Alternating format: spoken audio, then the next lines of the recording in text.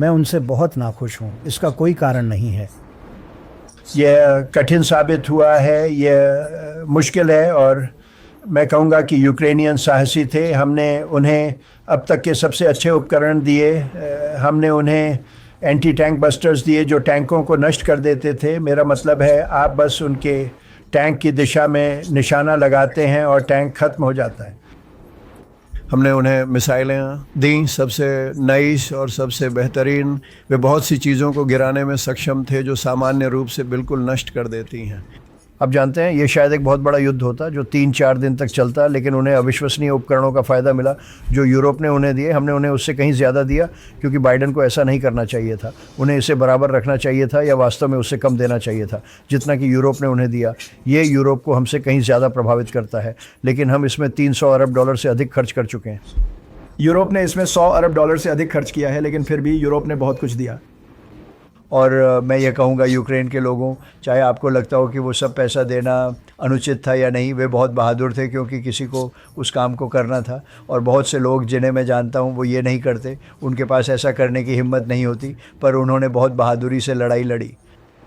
हमने उन्हें दुनिया के सबसे अच्छे उपकरण दिए। हम निश्चित रूप से सबसे अच्छा सैन्य उपकरण बनाते हैं, कोई भी हमारे करीब नहीं है। आप अन्य देशों के उपकरण देखते हैं, वे हमारे मुकाबले में नहीं हैं, इसलिए हर कोई हमारा उपकरण खरीदना चाहता है। यही कारण है कि हम उन कॉन्ट्रैक्टर्स को बढ़ावा दे रहे हैं जो इसे बनाते हैं। वे शानदार हैं, पर अभी थोड़ा स्लो हैं। हमें इसे तेज़ी से बढ़ाना है, उन्हें इसे बहुत ऊंची दर पर बनाने देना है। बदकिस्मती से हमें ऐसा करना पड़ रहा है। लेकिन अगर आप हमारे पैट्रियट्स को देखेंगे, अगर आप हमारे टॉम हॉक्स को देखेंगे जो हम टैंक्स के साथ करते हैं, ये देखकर आप एक भी टैंक चलाना नहीं चाहेंगे, आप सुरक्षित महसूस करेंगे। वैसे उन्हें जेवलिन्स कहा जाता है। मैंने उन्हें जेवलिन्स दिए हैं। आपको याद है उन्होंने कहा था ट्रंप ने जेवलिन्स दिए और ओबामा ने उन्हें चादरें दी। ठीक है, उस समय उन्होंने ओबामा को बराक हुसैन ओबामा का, अगर आपने नहीं सुना हो, बहुत ख़राब काम किया। लेकिन वो एक युद्ध था जो कभी नहीं होना चाहिए था। बहुत सारे लोग मर रहे हैं और इसे समाप्त होना चाहिए। और मुझे नहीं पता, हमें बहुत सारी बकवास का सामना पुतिन की वजह से करना पड़ता है जो उनकी तरफ से हमें मिलती है। अगर आप सच्चाई जानना चाहते हैं, वह हमेशा बहुत अच्छे होते हैं, लेकिन इस सब का कोई सार्थक मतलब साबित नहीं होता।